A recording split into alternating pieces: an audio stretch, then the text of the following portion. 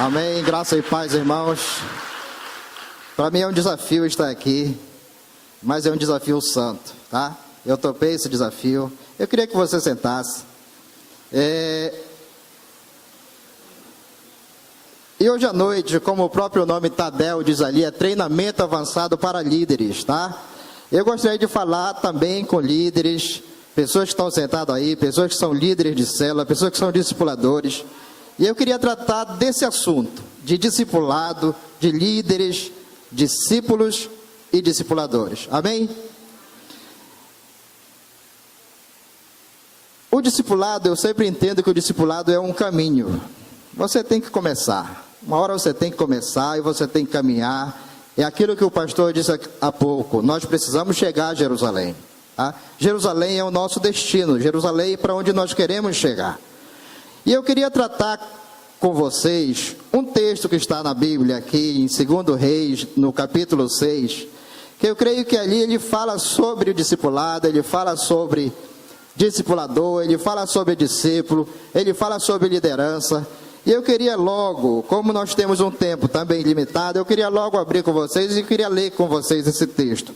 Segundo livro de Reis, no capítulo 6,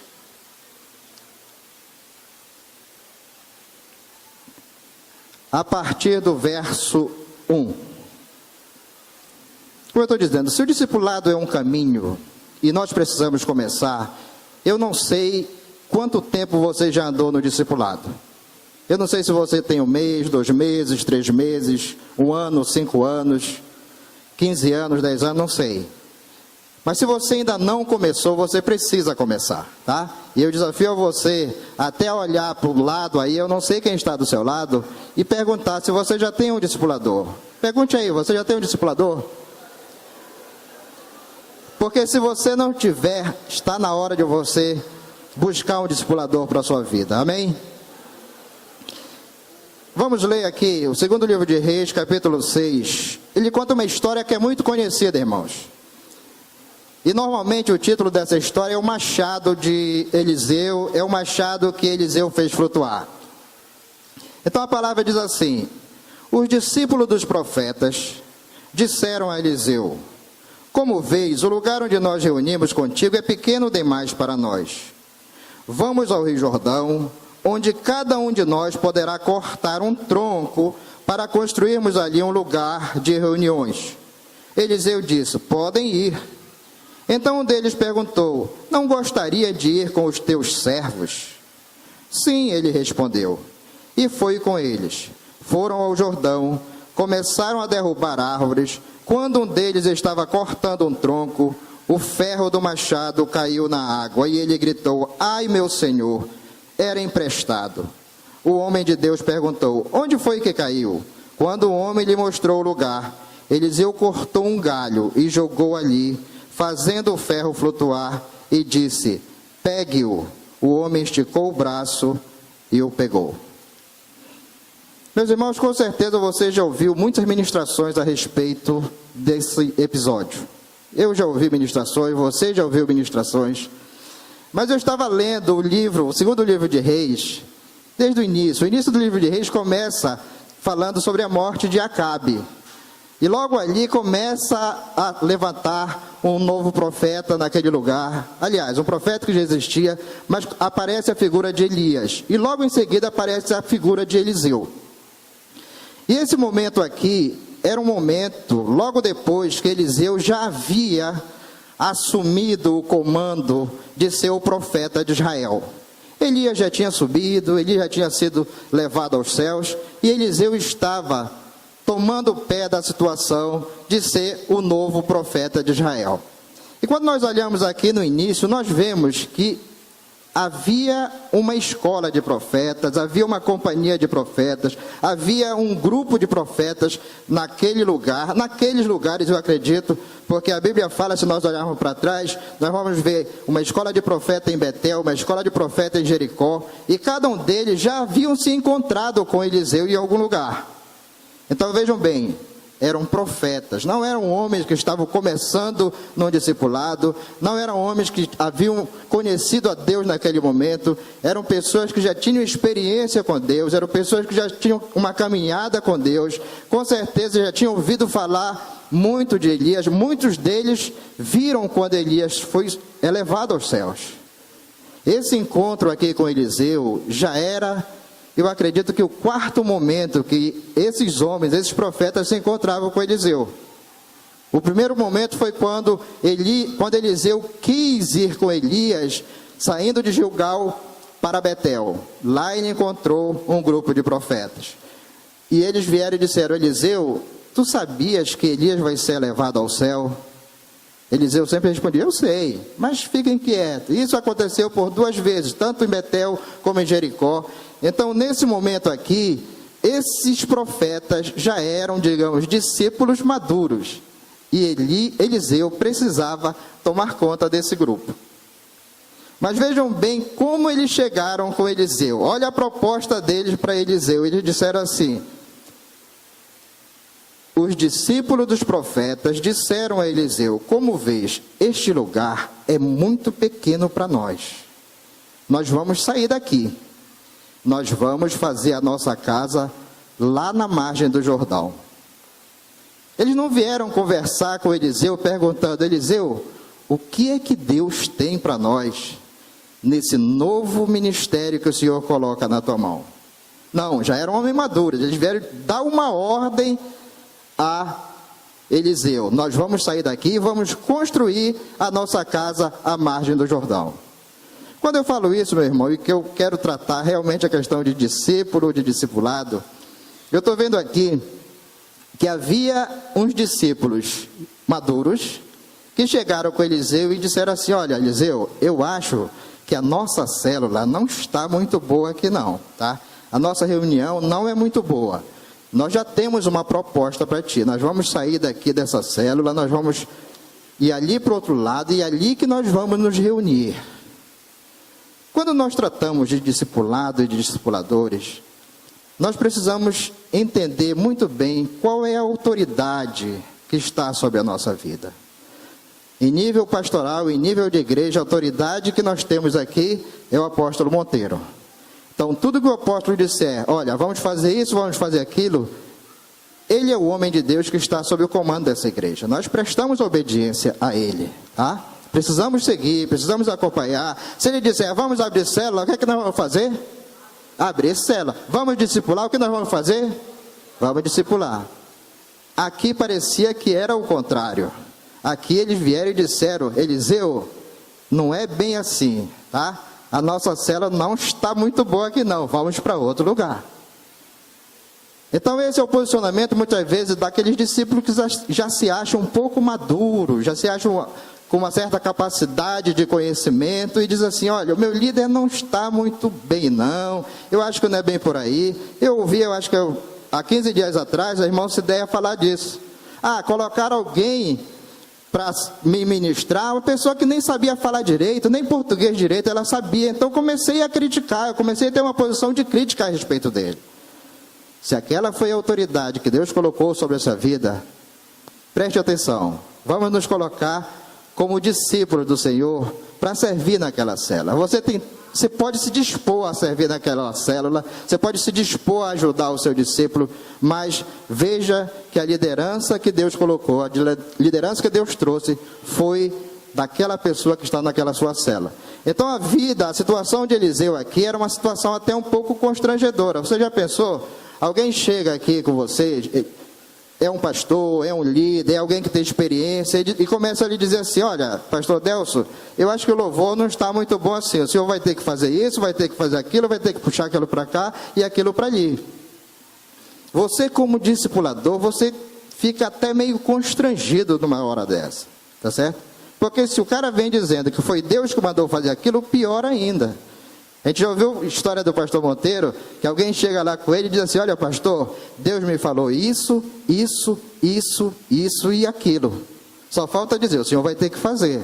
O pastor, qual é a sabedoria?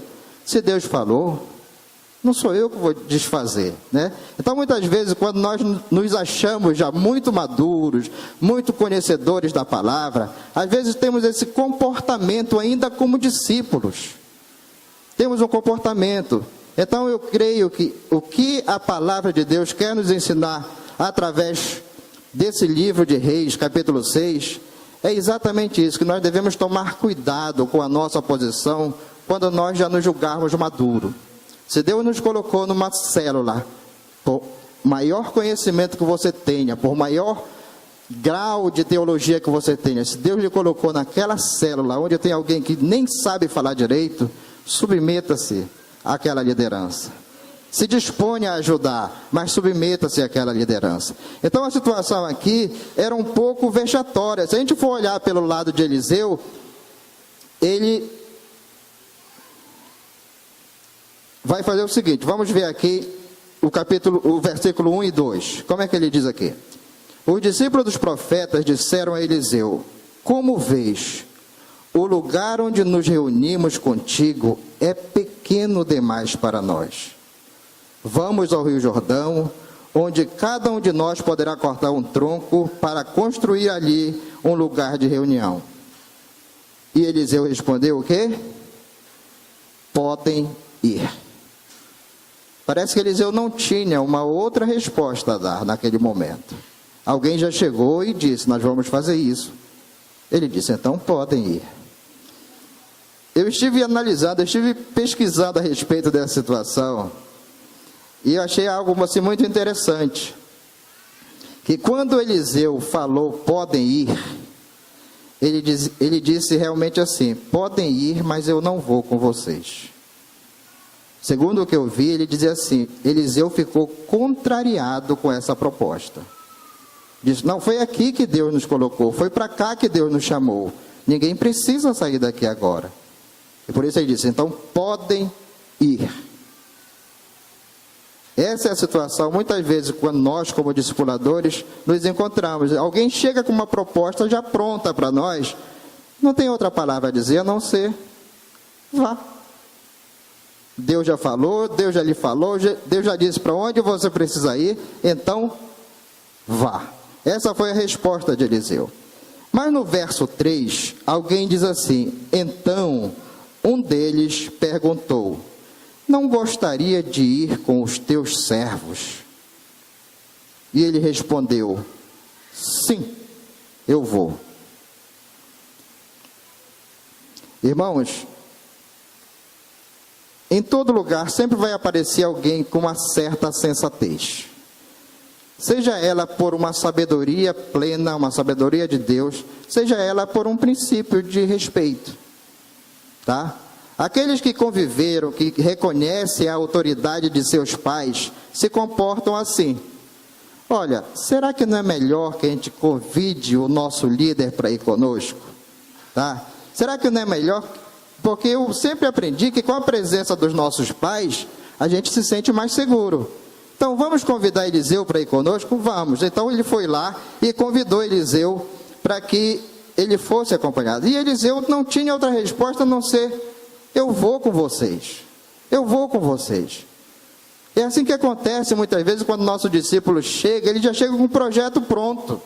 Ele diz, olha, eu vou fazer isso, eu vou fazer aquilo outro, você não vai comigo? Em último caso, eu vou dizer, vamos. Não tem outra resposta, vamos. E se você disser não, talvez ele comece a pensar, já sei, olha, já não quer mais andar comigo. Eu acho que eu tenho que procurar um outro discipulador. A situação aqui parecia que era essa. Eliseu teve que ceder como líder daquele povo para que acontecesse alguma coisa. E a gente vai ver pelo texto, pela leitura do texto, de que lá adiante, precisava da presença de Eliseu naquele lugar. Nós conhecemos, nós entendemos pela palavra que Eliseu, Elias, era a própria presença de Deus que estava com aquele povo. E eles não o reconheciam. Muitas vezes é assim que nós nos comportamos também, tá certo? nós não respeitamos a Deus, nós não tememos a Deus, nós fazemos as nossas vontades e no final queremos que Deus resolva, que Deus vai e dê o jeito. Eu vi um dia desse uma história de uma moça, assim rapidinho, que ela era da igreja e ela se desviou, saiu da igreja. E um dia conversando com ela, a mãe dela conversando com ela e perguntando: fulano, você precisa ir para a igreja e tal. Ele disse: olha, é o seguinte, eu não pedi para nascer. Se Deus me colocou nesse mundo, Ele vai ter que dar o jeito dele para me salvar. Olha a arrogância de uma pessoa com relação à autoridade de Deus. Muitas vezes o nosso exemplo de autoridade está muito próximo de nós. É o nosso líder, é o nosso pai, são os nossos pais. E às vezes nós estamos desrespeitando. Mas quando tem alguém sensato que reconhece essa autoridade de alguém, ele pode até dizer assim: olha, meu líder, dá para o senhor ir conosco? Dá para a gente ir lá visitar aquele lugar, pelo menos? Olha, já arrumei um galpão, eu vou fazer tal coisa, assim, assado, e nós precisamos ir lá. E aí o seu líder acaba cedendo, diminuindo, querendo lhe servir e acaba indo. Então esse verso 3, ele tem essa conotação. A gente vai entender aqui também que parecia que a pessoa insistiu com Eliseu para ir. Insistiu: olha, vai comigo, bora comigo, bora. E isso também foi muito providencial. E desceram ao Jordão e começaram a derrubar árvores. Por esse texto a gente começa a entender que se alguém já vem com um projetinho pronto para você e diz assim: nós precisamos mudar, nós precisamos fazer algo, não está bom esse discipulado, ele tem que ser desse jeito, nós vamos fazer uma outra coisa. Se ele já vem com um projetinho pronto, ele já sabe exatamente a forma de lhe convencer. Quando você for com ele, se você o acompanhar, ele vai dizer: olha, já está pronto aqui, olha, nós precisamos distribuir lençóis, já tem pessoas com frio. Nós precisamos distribuir sopa, já tem pessoas com fome. Tudo que você quiser fazer nesse mundo, a respeito da necessidade humana, você vai encontrar. Foi isso que aconteceu aqui com os discípulos, com os filhos dos profetas. Chegaram a Eliseu e disseram: tem árvore, tem onde cortar, tem lugar para fazer a nossa casa, e é para lá que nós vamos nos mudar. Se nós olharmos no nosso discipulado, discípulo e discipulador, a gente precisa estar atento às nossas propostas. Será que foi Deus que nos mandou fazer aquilo? Será que primeiramente nós não deveríamos sentar com o nosso líder e perguntar: podemos fazer isso, podemos não fazer aquilo, vamos mudar daqui, vamos fazer aquilo? Então nós precisamos, como discípulos e discipuladores, estar afinado para fazer a obra de Deus. Ninguém faz a obra de Deus sozinho, nós precisamos uns dos outros, mas precisamos estar alinhados na mesma vontade de Deus. Um outro ponto que eu acho interessante aqui, a respeito desse texto de 2 Reis, é que quando um deles estava cortando, o machado caiu na água e ele gritou: ai meu Senhor, era emprestado.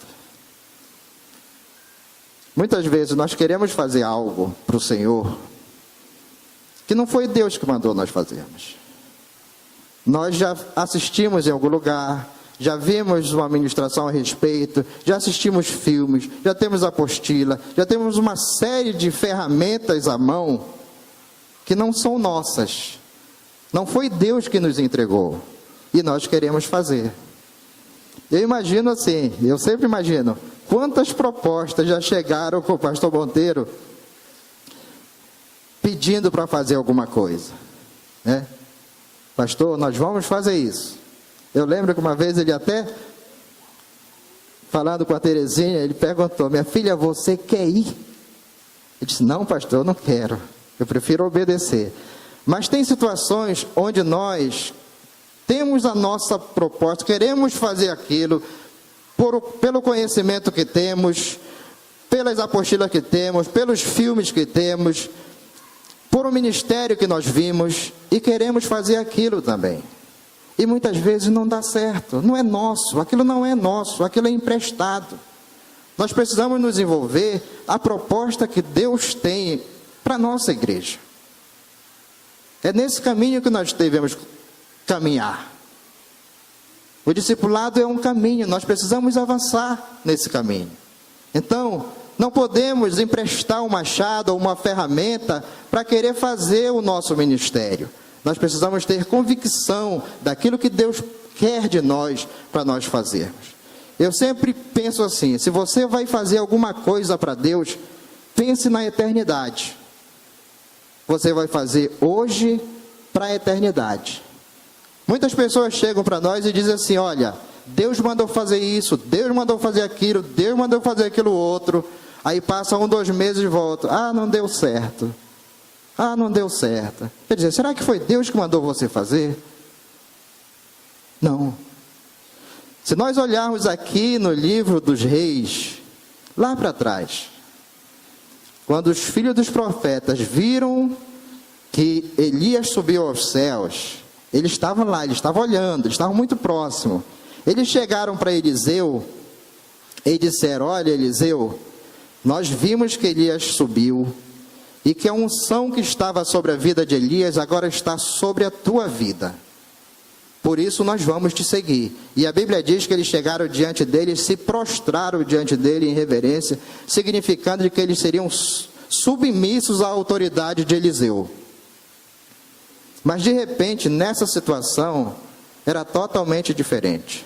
Lá quando eles chegaram, eles se submeteram a Eliseu, mas de repente eles disseram assim, olha Eliseu, nós vimos que Elias subiu, mas quem sabe ele não ficou engatado em alguma árvore por aí, ou algum monte, ou algum lugar. Eles não creram que Elias tinha sido levado aos céus.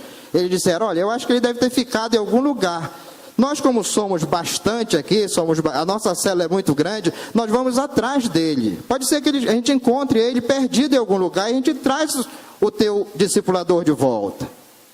E eles saíram e ficaram 3 dias procurando Elias e não encontraram. Quando voltaram para Eliseu, Eliseu já tinha dito para eles não irem.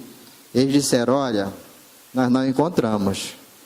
E Eliseu só disse assim, meus filhos, eu não disse que não era para ir?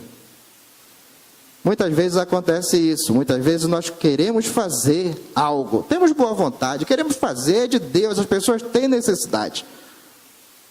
Mas como é um machado emprestado, acaba não dando certo. E esse machado, o que foi que aconteceu?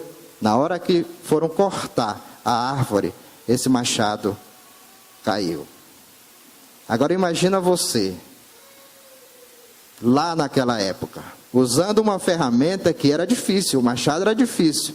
O machado, apesar de ser conhecido no decorrer da história, um machado para cortar a árvore deveria ser bem trabalhado, deveria ser bem afiado e tudo mais. Então isso já era processo, isso era arte de ferreiro.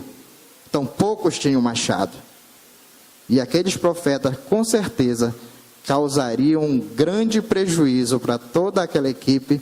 E quem sabe, poderiam até ficar escravos por conta de uma dívida daquela. Eu não sei quanto era o preço de um machado naquela época, mas causaram um prejuízo. Mas mesmo assim, Deus quando nos olha, Ele não nos olha pela nossa fragilidade, pela nossa desobediência. O que Deus quer sempre é nos consertar, é aprumar o nosso caminho. Então, se o discipulado é o caminho e nós estamos saindo dele, Deus quer nos trazer de volta para esse caminho. E ali foi o que aconteceu. Ali chegou para aquele povo que estava perdido, que causou um prejuízo, que estava trabalhando com um ministério que não era dele, era emprestado. Ali veio a salvação de Deus, tá certo? E ele pôde gritar, ai meu Senhor, caiu o meu machado, perdeu o meu machado, era emprestado, não tem como recuperar. E Eliseu veio e perguntou, onde foi que caiu? E ali ele apontou, e ali foi Eliseu, tirou um lenho, que esse lenho tem uma conotação espiritual, que é a salvação de Deus, é o próprio Jesus Cristo, e ali ele pôde pegar de volta aquele machado. Ali chegou a salvação para aquele povo. Então muitas vezes, por mais equivocados que nós estejamos na nossa caminhada discipular, mas a salvação de Deus sempre está à nossa disposição. O nome de Elias, Elisha, quer dizer, Deus é minha salvação. Ali houve salvação para aquele povo. Mas eu estou falando como se eu estivesse falando para discipuladores, para discípulos, para pessoas que já cresceram, que já estão se julgando muito bons, que precisam diminuir, que precisam entender que a própria posição de Eliseu foi de diminuir para servir aquele povo. Quando ele disse que iria, quando ele disse que quando ele foi e quando ele ajudou aquele povo, ele estava servindo aquele povo. Muitas vezes na condição de discipulador, nós precisamos diminuir, precisamos entender a música que canta aqui, né? Que ele cresça e eu diminua, né? A gente precisa fazer isso, precisa entender que o Deus que está em nós precisa crescer e a gente precisa diminuir para servir alguém. Falei de Eliseu tratando com um povo que parecia muito elevado no seu conhecimento e de profundas experiências com o Senhor. Mas tem pessoas que ainda nem começaram na caminhada do discipulado e que precisam caminhar, né? Eu estou aqui para dizer que o nosso Tadel tem um espaço para a gente tratar a respeito do ministério que a igreja está abraçando. O ministério discipular. A gente precisa ser discipulado, a gente precisa discipular, a gente precisa cuidar de alguém. Mas alguém pode estar sentado do seu lado dizendo assim: poxa, eu não tenho nem um discipulador, eu não sei nem como é o discipulado, eu não tenho nem liderança, eu nem quero liderança, a liderança ainda nem nasceu em mim. Deus precisa fazer nascer uma liderança no seu coração para que a gente possa produzir muitos frutos nessa época, nesse momento. Deus quer ver o céu povoado, né? Deus quer ver o céu povoado. E o povoamento do céu está nas nossas mãos. Se a sua liderança ainda não nasceu, Deus quer fazer com que ela nasça. Assim como nasceu a liderança para conduzir o povo de Israel, assim como nasceu Moisés. Moisés era uma liderança que esteve prestes a morrer. Deus precisou resgatar ali. Você precisa de uma Joquebede que interceda, que vá e ofereça uma condição de salvação para uma liderança. Então você precisa crescer também. Se a sua liderança não cresceu, talvez tenha uma Ana aí do seu lado, orando para que nasça uma liderança, para que nasça Samuel na sua vida. Nós precisamos pensar dessa forma, tá? Talvez você não precise passar por algumas situações de Samuel, porque os próprios filhos de Samuel tiveram problemas, causaram problemas, tá? Mas nós já conhecemos a vida de Samuel como profeta do Senhor. Então você talvez tenha uma Ana orando para que nasça Samuel na sua vida. Ou alguém para que nasça, o anjo precisa aparecer para dizer que vai nascer João Batista, e o Hanã vai nascer para ser um líder de Israel. Você não precisa perder a cabeça como João Batista também, porque você já sabe que você precisa diminuir para que ele cresça, para que Jesus cresça na sua vida, tá? E nós precisamos entender dessa forma o discipulado. Se nós ainda não começamos, nós precisamos começar a ir para uma célula, a ir para um discipulado, a se tornar um discipulador, a se tornar um líder na casa do Senhor. Deus só pode contar conosco. Deus não mandou anjo para fazer essa missão, mandou a mim e a você. Eu preciso entender isso, eu preciso entender que a minha liderança precisa crescer, eu preciso entender que Deus espera que eu produza frutos para o reino de Deus, tá? Nós temos uma equipe de pastores assim abençoadíssima, que nos alimenta assim todos os dias. Às vezes parece que a gente só vai engordando. Nós precisamos compartilhar do alimento que nós recebemos toda terça e domingo aqui com as outras pessoas. Deus quer levantar em mim e você uma liderança autêntica, um discipulador, um discípulo, um discipulador, um líder de célula, alguém que fará crescer o reino de Deus, alguém que ouvirá o grito de multidões no céu. Deus quer contar com a sua liderança. A Bíblia ela fala nisso, ela fala a respeito disso, que nós iremos reinar com Cristo. Então, se nós não fizermos pelo menos um estágio aqui, como é que nós vamos reinar com Cristo? É a minha vez e a sua vez de partir para o estágio, porque aí nós teremos experiência para reinar com Cristo. Está lá em Apocalipse, a Bíblia diz que Jesus conquistou povos de todas as línguas e nações. para que pudesse reinar com ele. A gente encontra isso também no livro de Lucas, a respeito daquele homem que repartiu as minas, né, com as pessoas que estavam em volta, e quando ele voltou, ele foi cobrar o rendimento daquilo, o fruto que produziu. Aquele que não produziu fruto, ele disse: tira desse e dá para esse que produziu mais. Por quê? Porque ele vai reinar comigo sobre cidade, ele vai governar a cidade. Então a proposta de Deus é que nós reinaremos com ele. Mas se o nosso discipulado tiver um caminho diferente daquele para o qual Deus tratou, Deus designou que nós caminhássemos, vai ser um pouco difícil. Ainda há tempo para nós revermos o nosso discipulado, dá tempo para revermos a nossa condição de líderes de célula. Eu não sei quantos não são líderes de célula, eu não sei quantos estão fora de alguma célula, mas se você estiver fora de alguma célula, cutuque aí o seu vizinho e diga assim: eu vou participar da sua célula. Qual é o endereço da sua célula que eu quero visitá-la? Procure se integrar nesse lugar, procure crescer nesse lugar, mas procure acima de tudo seguir o exemplo do maior discipulador nosso, que é o próprio Jesus Cristo, tá? Deus nos chamou para esse propósito, Deus nos chamou para nós frutificarmos, Deus nos chamou para nós crescermos, e que a nossa liderança a respeito daquilo que nós lemos aqui tenha um crescimento, seja conhecida como foi a liderança de Eliseu, né? Que recebeu de Elias a unção de Elias e que pôde multiplicar realmente na porção dobrada como ele havia pedido, tá? Que Deus possa abençoar a sua vida, que Deus possa lhe formatar um líder autêntico dentro da casa do Senhor, que você possa se dispor a ser um líder de célula, alguém que irá conduzir o povo de Deus para a glória no caminho de Jerusalém, né, pastor?